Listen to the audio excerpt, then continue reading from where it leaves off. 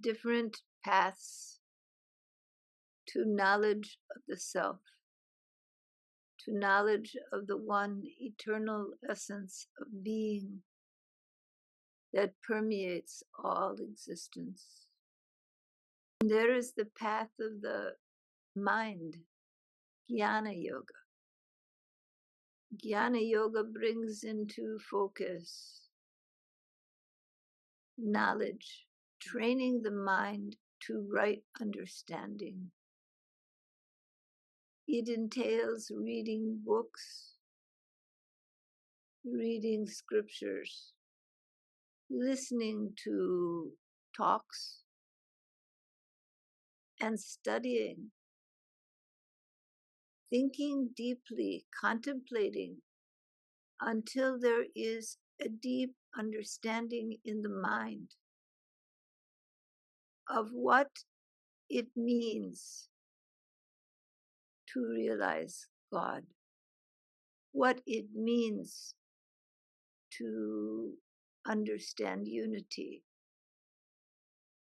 what are the different aspects of your evolution. So it is the study of yoga, the science of uniting the little with the great.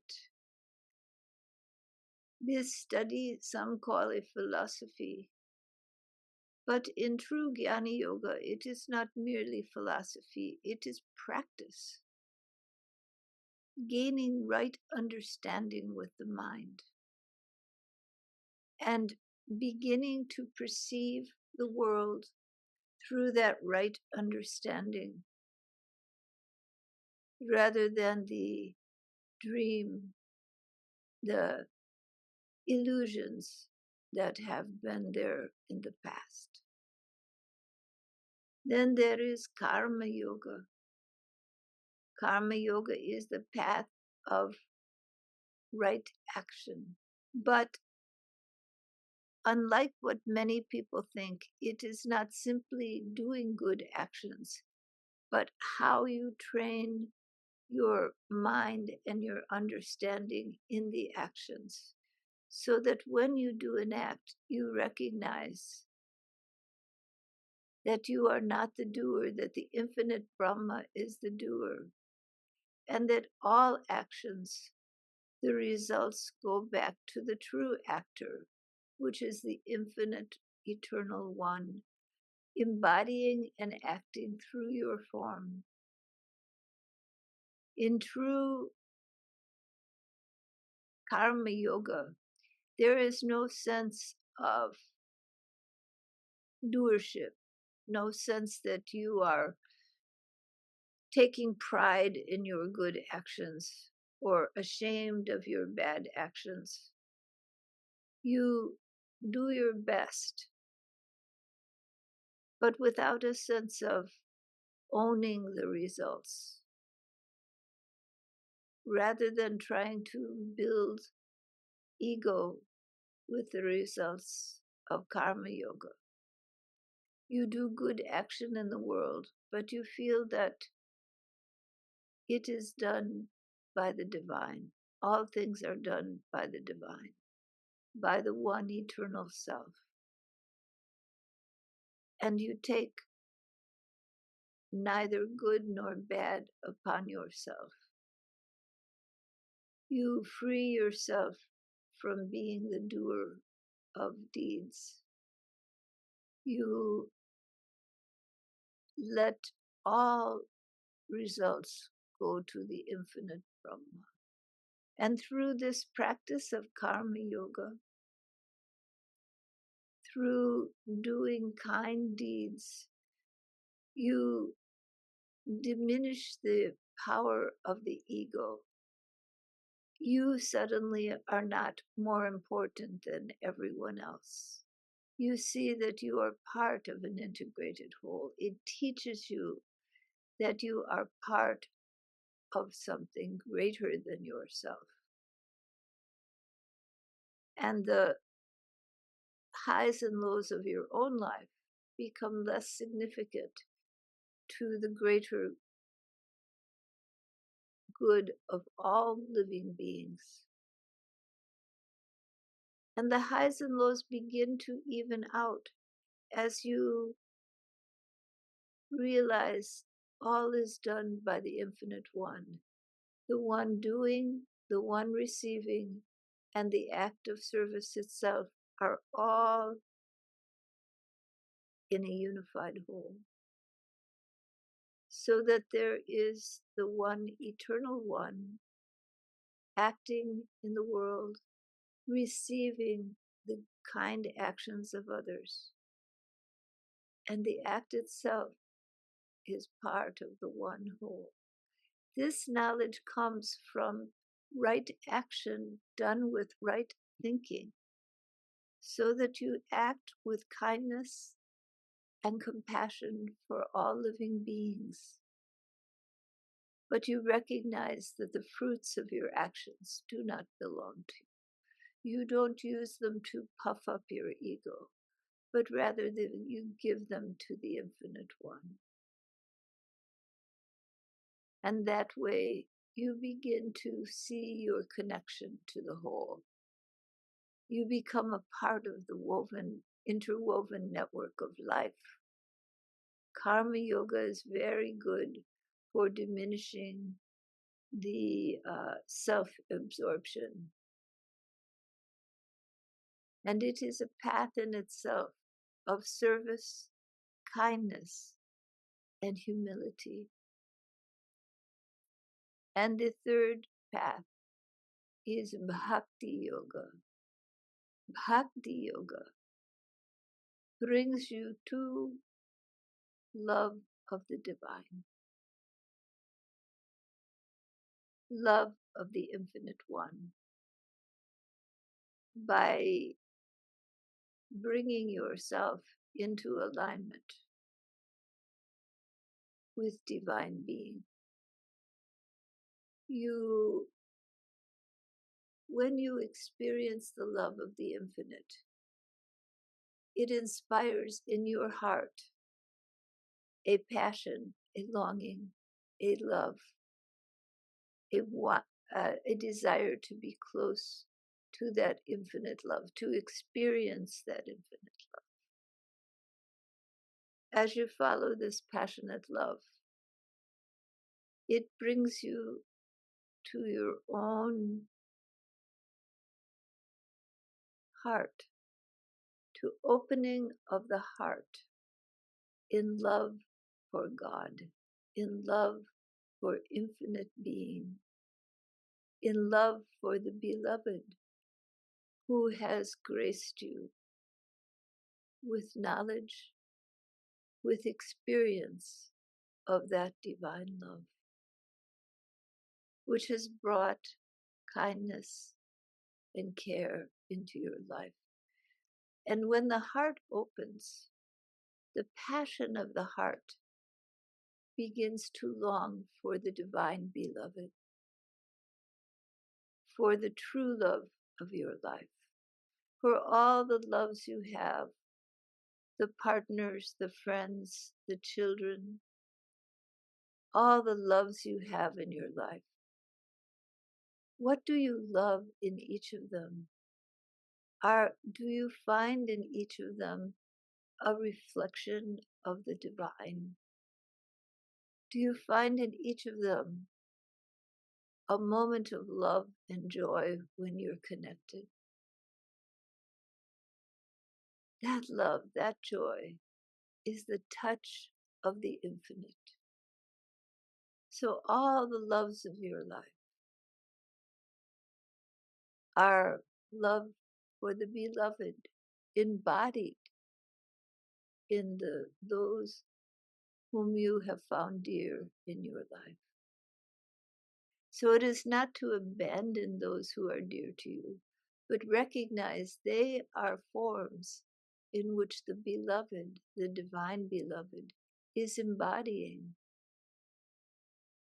And that love, which is embodying in those forms that you love, exists within your own self, exists, and the lover, the beloved of your heart, is everywhere. A shower of grace, a shower of love. that is always there. When your heart opens to this and you feel the love, you feel your connectedness to the whole, then when you experience that divine presence, your heart becomes committed. You love the infinite. You love the divine. You love the divine beloved. And in that love, you find wholeness. And when you are close to the divine beloved, when the ego self dissolves and surrenders, lets go, stops trying to achieve and accomplish, but lets go, then lover and beloved become one. And the true knowledge, the true is the true knowledge of deep love, unbound, unfettered, in which you are dissolved. That experience is there. All three of these paths lead to the unitary wholeness of being. When jnana, the path of knowledge, is truly realized, followed fully, what does it do? It opens the heart. Because when the true understanding, right understanding, comes in the mind,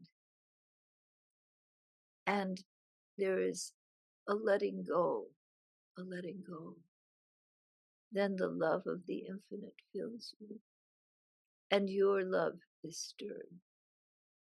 So jnana leads to love. Karma yoga leads also to love, for you see that the divine is embodied everywhere, and you feel love for all beings. And in that love, the mind and the heart open and spread. And then you realize you are in love with the infinite. And when you follow the path of bhakti, as you follow that love, true knowledge arises in the mind. As you come close to the divine beloved, as you come close to that love, the knowledge naturally, symbiotically arises within you. You know the truth. True knowledge is there. So all of these paths converge in one. And if you cultivate knowledge, you cultivate service and care, compassion and love for living beings, and you cultivate love for the infinite. That divine bliss, that divine shower of grace will fill you. And the secret to true meditation is to just let go. Let go, dissolve, fall back into infinite being, into the beloved, into the one, which is your deepest self, which is the core of your being, your natural state of being. Not the ego self struggling and trying to make it in the world, fearing loss, struggling to achieve. Let go of that ego self. fall back into grace. Let that shower of grace fill you, be your home. The ego self is always trying to secure you, secure your survival, make you number one over all else. And you pray to God, oh, please, God, do this for me, make me important. That is the ego self talking. God already knows what you need. But you are part of that whole. That karma yoga shows you you are part of an integrated whole. And when you feel that compassion of the infinite, that divine love showering on you, it's always there. When you open up, when you take a moment away from striving, away from achieving, away from trying, away from fear, and you fall back into that love, then the sense of I, the sense of yourself, dissolves into something greater, dissolves into this ocean of infinite compassion and love, ocean of bliss, ocean of eternal being. And in that ocean of being, you begin to dissolve like the salt dal dipped into the ocean of love. What happens when the salt dal is dropped into the ocean? It dissolves into the sea. When the glass of water is poured into the sea, it no longer in a container melts into the sea. So it is that your ego, devoid of the container of I-ness, melts into the ocean of being. You are, in your own nature, eternal. All things are a part of this whole. Good experiences happen in your life, bad experiences happen in your life.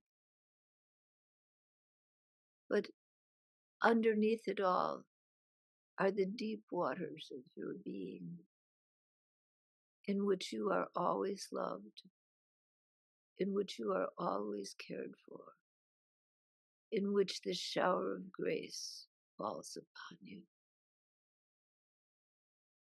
Life may not always go your way, but if you sink in and hold to this deep rock of truth, you will find your way.